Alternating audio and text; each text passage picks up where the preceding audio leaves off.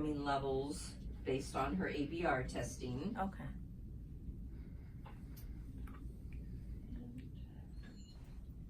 All right, kiddo, you ready for this? Let's see, babe. You ready? Let's hope you smile that well here in just a little bit.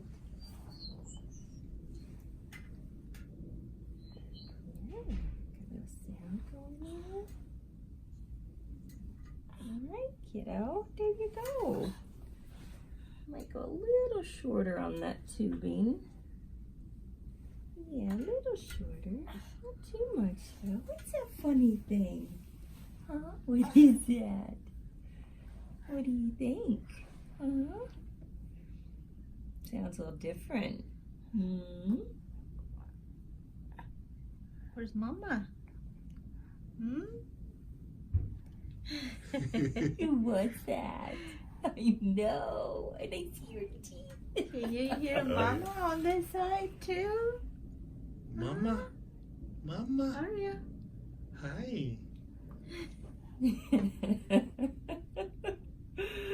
Oh, sweet So face. curious about I her know, voice. she is. See all these new sounds coming. Sounds a little bit different. Yeah. What's up with that sound? Huh? So what I forgot to ask you Yes. is her type of hearing loss Mhm. is going to worsen with time, or is going to stay the same? That is possible. It is It's possible for it to Okay. get worse at some point. Okay. We have no idea when that might happen. Okay. It could stay stable for 5, 6, 7 years, or it could change in 6 months. Okay. It's kind of the thing with I know it feels different, doesn't it? Okay. So, but yes, when someone has hearing loss, they are more susceptible to further hearing loss. So like, if she goes to a concert with her friends that have good hearing in both ears, you know, and they stand close to the speaker, or even if they don't, she's gonna be more susceptible to actually worsening her hearing than her friends that Okay. don't Okay. have hearing loss. Yes. Okay. Yes. Okay. No. Even though her hearing loss wasn't caused by, you know, noise-induced trauma or something like that, it just is. It does make it more likely for it to occur to her. Okay. Okay. So right now, those little noises that was mentioned in the beginning, is it going to make it every time that we put it back on? Yes, that is actually normal. Okay. These, you know, because the hearing aid is designed to send sound into an enclosed ear canal, you know. So, couple of things. Let me see if she has any. Yeah, she actually doesn't have any when we cup it. Sometimes you can get a little squeak when you're real close to it. So like if she rubs her head up against you, Okay. you may get a little squeak just because you're interfering with with the sound going in and the hearing aid amplifying it and sending it down into her ear. Okay. Typically when that occurs, it's something that we hear. It's not a big squeal going into her ear. It's because the sound isn't going in like it's designed to. Right. Right. Okay. Now, because she's got the good hearing on the other ear, that ear's going to hear it like we would. Oh, okay. So it may kind of be a little annoying. Oh, okay. Okay. I know, you're so good. Exactly. So what we'll do next is we'll go over all the parts and pieces. Okay. Like I said, I am going to go just a tad bit shorter on that tubing. I'd like it to sit just a little tighter on her ear. Okay. So I'm going to do that. So I'm going to go ahead and take it out. And you'll notice I'm pulling by the ear mold, not by the hearing aid or the tubing. Okay. Okay, we'll go over that here in a little bit as to why that's important. Go ahead and trim that. All right, so this piece here, which is the ear mold. So if you remember, we kind of We chose that nice little light pink rose color. So it goes So like this. exactly. So you can see there's a hole there where the sound goes into her ear. Okay. That is something that you're going to want to make sure stays open. We don't want it blocked with anything. Most likely if it gets blocked, it's going to be wax or something like that from her ear. You've got a couple of different ways to be able to clean it out with things that are provided in your care kit. It is chocked full, definitely. So, hang on, it might be buried in here. There we go. So inside this bag, you've got a couple of really neat little tools. This one is called a wax loop or a wax tool brush. You can see there's a brush on one end. There's a little wire loop on the other. The wire loop is designed so that you can safely clean out anything that may get down inside there. You can also use the brush. Brush anywhere on the ear mold. This is a silicone, so it's very durable. Okay. It is possible to damage it, like if she chews on it or animal chews on it, something like that, you can tear the material, but it is quite durable, so you're not going to harm it using these tools. So we'll get back to the rest of that stuff here. So we've got the tubing that comes through and goes up, and that's what actually connects to the hearing aid itself. Okay. So this clear piece here, we call it an ear hook. You'll notice there's a little light gray piece on the end of it. That's actually a sound filter, okay? Oh, okay. So you don't take it out, it stays in, it helps smooth out the sound response, which means something to us, but not you guys, that's okay. So the tubing, and in fact, if you kind of look at it, even though I've cut it, it's kind of hard to see since I cut it, but it's already kind of started to form the shape of the end of this ear hook. And the reason why that's handy is that when you put it on, it's designed to go just on the end of that piece, and the diameter of this ear hook gets smaller so that when you push that tubing onto it, it just kind of seals right down in, okay? So that way we have less chance of sound leakage or any tearing of the tubing itself, okay? And what's nice is that because there's like these little ridges on it, if you ever have to take off the tubing or the ear mold to clean it, it's super easy just to slide it right back on and it goes right where it needs to go. So usually in the beginning, and that actually only takes a couple of days, so when I put it on, I just kind of feel with my fingernail just to make sure there isn't any gapping, to make sure I've pushed it all the way up to where that little ridge is. So on the hearing aid itself, you're going to see a couple of little openings. So that is where the sound goes into the hearing aid, okay? There are several of them because your hearing aid has what's called directional microphones, which most hearing aids do these days. So that means one microphone can concentrate on maybe blocking out background noise, while the other microphone, usually what we consider the front microphone, would be help focusing on speech, different things like that. Some of those features will become more advanced as she gets older. She actually has them in here. Not all of them are activated yet. I'm going to say it that way. That's not really the case, but not all of them are as active as they should be. Because at this young age, and even up until they're about 3 or so, we want them to hear everything. That includes the background noise, because they need to learn what the microwave sounds like. They need to learn what a door opening and closing sounds like. Whereas some of those might be muted a bit for an adult. Kids need to learn them. Yes. So she doesn't really have as much background noise suppression as what an older child or an adult would have active. Has the capability, but it's just not activated yet. So the other thing that you'll see is a little red light there that's slowly blinking, okay? So that indicates that A, the battery's in, it's good, and the hearing aid is on, okay? Or it should be on, which is kind of a key little phrase. So if you kind of cup it in your hand, you can hear the squealing. Yeah. Okay, so super quick and easy way just to make sure you've got sound going through there. Exactly. You also have a couple of listeners in your care kit that also is nice and handy. I do like to recommend that you listen to the hearing aid like once a week. Not anything crazy. Just put this part in your ear, put the other end at the end of the ear mold, and then just listen. Sometimes you have to kind of talk if it's quiet around, but you just kind of listen to the sound quality of the hearing aid. You know, it's going to sound a little different to us. It is a bit artificial sounding because it is an artificial amplifier of sound. It's going to sound like things are coming through a microphone because they are. So the idea is that you kind of get used to what the hearing aid sounds like, so that A, make sure there's sound coming through, period. B, you want to make sure that the sound quality is good. You don't want it to sound staticky.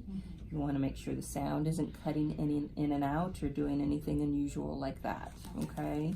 So that's going to be the main thing. So below that red light, also is the battery level indicator. So not only does it tell you that, you know, nice quick little look, you can tell that it's on. If that light is flashing quickly, that means the battery is low and it's about to go out, and you need to change the battery. Yep. If you've got a battery in here and that light doesn't come on at all, you likely will get no feedback or anything like that, because that means the battery is dead or something is not functioning properly. That's where the battery tester comes in handy. If you ever have any issues, like, oh, I just bought this pack of batteries, put it in and you get nothing, next thing you'll want to do is check to make sure, is the battery even good? You can get a bad pack of batteries. So it's nice to have more than one around. Most people do, because you tend to get better deals when you buy, you know, several packages at a time. And we'll go over the type here in just a minute. But you basically put the battery in this gold colored area with the positive side up. That's why you see the two little pluses there. It's got teeth, yeah. And then you'll take the battery and you'll push it up against that bar, and then you'll see the reading up here at the top. Okay? Sit them that way so that we're not risking people not hearing like they should for, like I said, days or weeks on end. So it goes. Right. So like if she will be at school, she will have to carry an extra batteries at school. Yep, you got it. Okay. You got it. So below the red flashing light, you're going to see this silver thing. It's actually a button that can be configured to be a volume control. Okay. We do have it deactivated. That's something we typically don't activate, and it's dependent on the child and their maturity level and your guys' decision. I actually leave it mostly up to the parents as to when they feel that she can appropriately turn it up and down, you know, and not turn everybody down with, yeah. you know. Yeah. Yes, imagine. So at this point, you can push it all you want. It doesn't do anything right now. Yep, it's completely deactivated. Okay. So down below that is actually the battery. So this is where the battery sits. This is also, you'll notice, how you turn it off and on. You basically disengage the battery to turn off the hearing aid. Okay. You don't have to open it all the way. In fact, when you mess with it, you'll kind of see that there's like a little stopping point built in there.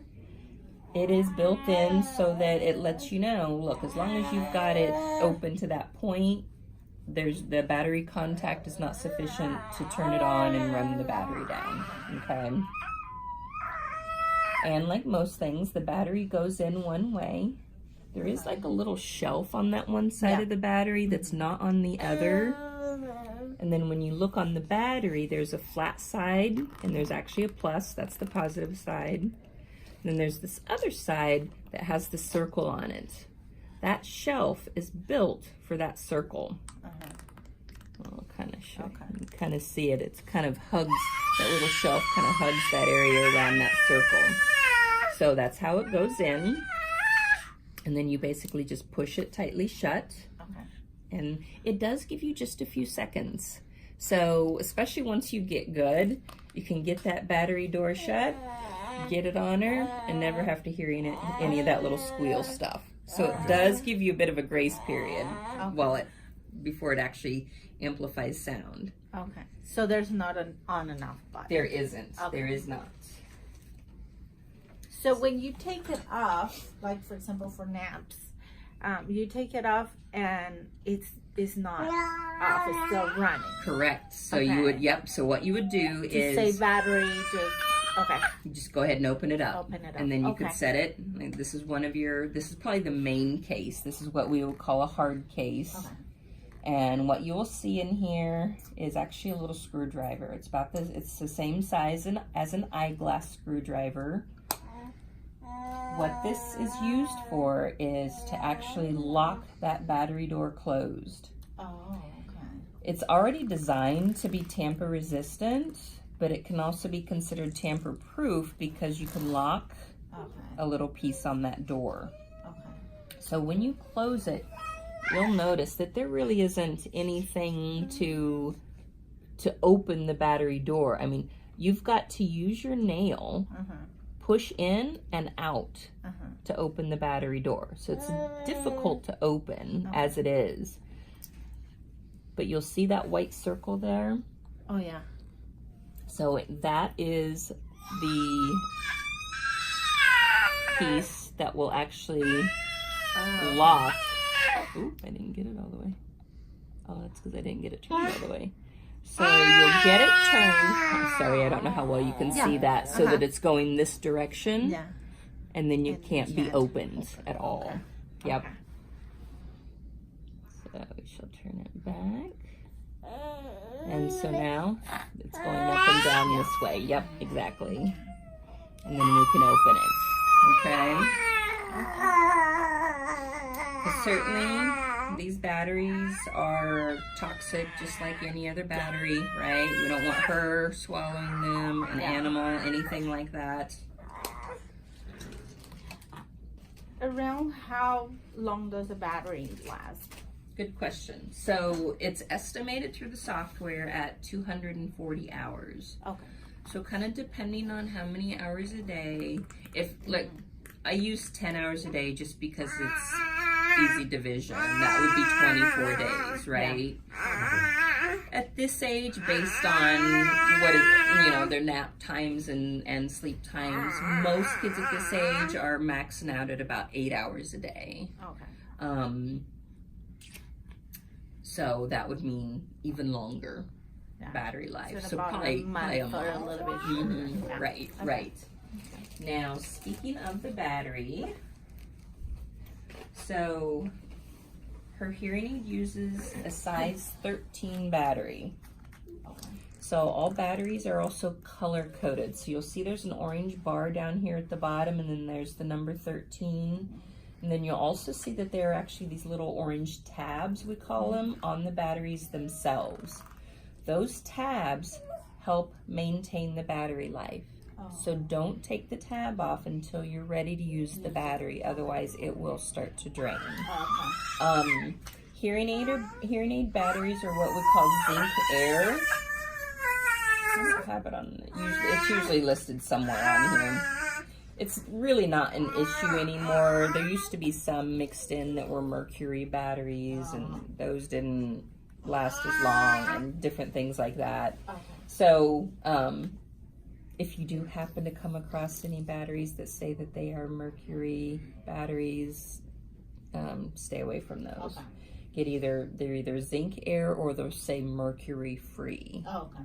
So they kind of stopped doing that, like I said, over the years, just because it kind of got to be old news. But anyway, so any questions on the batteries? You can get anywhere. Obviously there's, this is like a small pack. I think sometimes you can find a 4-pack, but this will easily, last you 3, 4, 5 months. So. Okay.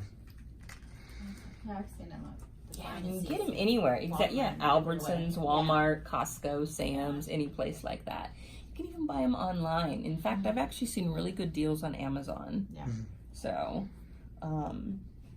so that's it as far as the hearing aid parts go. So I'm going to ask you to practice. Okay. So I know you've got baby in hand, but I'm going to hand you the battery and the hearing aids separately. I'm going to ask you to put the battery in.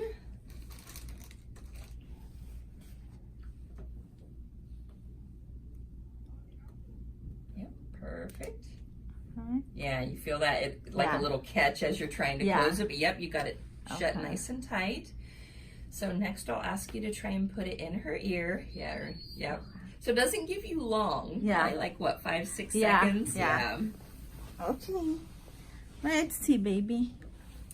Now, how you do it is up to you because it is kind of a two-handed job. Okay.